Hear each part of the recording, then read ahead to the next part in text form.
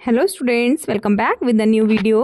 Previous video में हमने cover किया थे what are the scopes of sociology. आज के वीडियो में हम कवर करेंगे what are the importance of sociology, right. So let's start with the new video. So first है हमारा इम्पोर्टेंस या significance of sociology in nursing.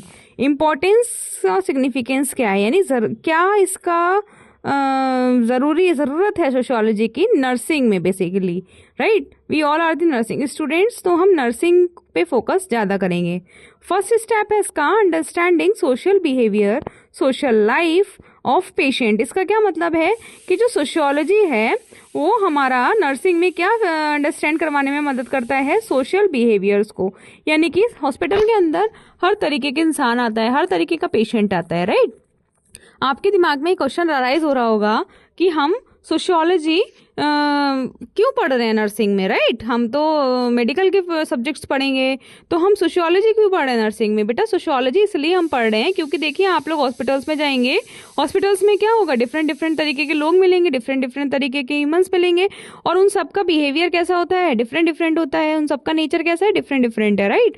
तो आपको उन सबके नेचर के बारे में पता होना चाहिए, उन सबके बिहेवियर के बारे में स्टडी आप लोग पहले से ही करके जाएंगे, तो आपके पास क्या होगा, एक्सपीरियंस होगा कि how to deal with those patients, right. So इसलिए हम सोशियोलॉजी पढ़ते हैं नर्सिंग में। तो फर्स्ट है हमारा अंडरस्टैंडिंग सोशल बिहेवियर। लोगों के बिहेवियर को समझने के लिए भी हमारी सोशियोलॉजी हेल्प करती है।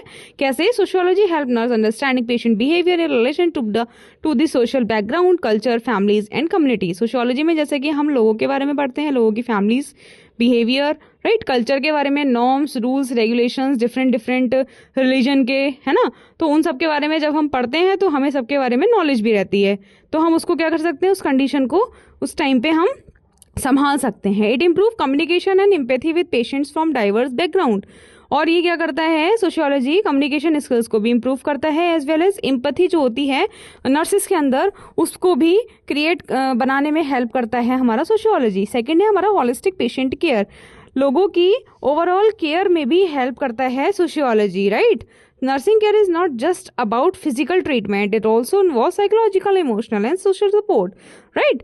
क्या है बेटा, सिर्फ नर्सिंग एक क्या नहीं है, ये केयर देना ही नहीं होता है। पेशेंट को क्या करना होता है, आपको मेंटल तरीके से भी उसको क्या करना होता है, सपोर्ट करना होता है, ताकि वो क्या ना हो, ज़्यादा स्ट्रेस ना ले और ज़्यादा टेंशन ना ले। तो उसके लिए एक नर्स बहुत बड़ा रोल प्ले करती है, उसको साइकोलॉजिकल सपोर्ट देने के लिए। Sociology provides the knowledge to deliver holistic care. Third है हमारा प्रमोट्स कल्चरल कॉम्पिटेंस। क्या करता है ये, कल्चरल कॉम्पिटेंस, यानी कि nurse learn to respect cultural diversity and provide care that aligns with the values, customs, traditions of different communities. यानी कि एक जो नर्स होती है वो क्या करती है, उसे कभी भी भेदभाव नहीं करना होता है, राइट। हर कल्चर का, हर रिलीजन का पेशेंट उसके पास आता है और उसको उसी तरीके से पेशेंट को डील करना होता है जिस तरीके से पेशेंट का कस्टम होता है, जिस तरीके का पेशेंट का रिलीजन होता है। Next, enhance community health nursing. क्या करता है सोशियोलॉजी, कम्युनिटी हेल्थ नर्सिंग को भी इनहैंस करता है। कैसे? Sociology is essential in community health for understanding health trends, behaviour pattern and the impact of social factors on health. क्या क्या ऐसे फैक्टर्स हैं जो कि हमारे हेल्थ को प्रभाव डालते हैं, right.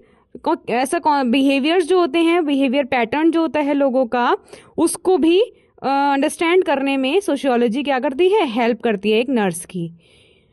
Next, health inequality and social justice. यानी कि जो नर्स होती है उसका रोल क्या होता है कि वो हर पेशेंट को क्या करे, सपोर्ट करे। अगर कोई भी पेशेंट पॉवर्टी से सफ़र कर रहा है या इलिटरेट है, अनएम्प्लॉयड है, और जनरल इनइक्वालिटी नहीं करनी होती है। हर इंसान को, हर पेशेंट को एक समान समझना है और एक पेशेंट के रूप में ही आपको उसकी मदद करनी होती है। Next, improved nurse patient relationship. क्या करता है, सोशियोलॉजी जो होती है, सोशियोलॉजी में हम स्टडी करते हैं ना ह्यूमन बिहेवियर को, तो उसी के साथ हम ये भी स्टडी करते हैं कि how to build up the relationship between nurse and patient. कैसे आपको पेशेंट का ट्रस्ट बिल्डअप करना है, कैसे आपको रिपोर्ट बिल्डअप करना है, ताकि आप पेशेंट आपके ऊपर ट्रस्ट कर पाए, आप पेशेंट के ऊपर कर पाए, ताकि पेशेंट आप पे भरोसा करके आपकी केयर अच्छे से आपसे ले पाए, right. Next, policy and leadership.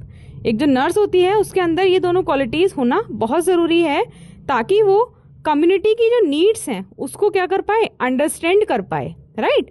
एक लीडरशिप क्वालिटी अगर उसके अंदर होगी तो वो क्या करेगी, ईजिली हर रिस्पॉन्सिबिलिटी को फुलफिल कर पाएगी अपनी। Next, dealing with social problems.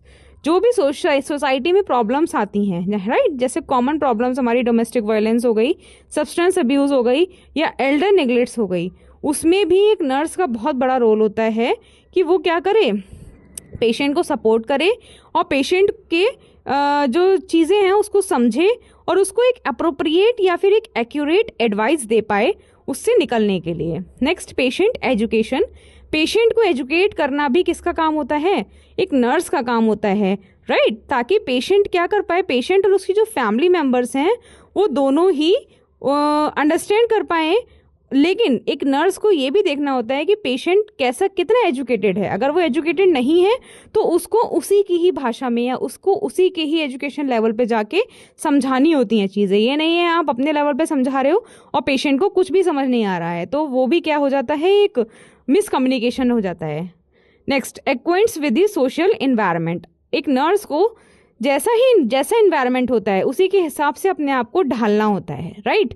जैसे कि मैंने आपको भी बताया कि हर रिलीजन के, हर धर्म के, हर कल्चर के लोग आते हैं अस्पताल में, राइट। आप अपने कल्चर के अकॉर्डिंग चलेंगे तो नहीं काम चलेगा, आपको पेशेंट के कल्चर को क्या करना है, अंडरस्टैंड करना है और उसको उसी तरीके से हैंडल करनी है सिचुएशंस को। सो आई थिंक आपको ये लेक्चर अच्छा लगा होगा।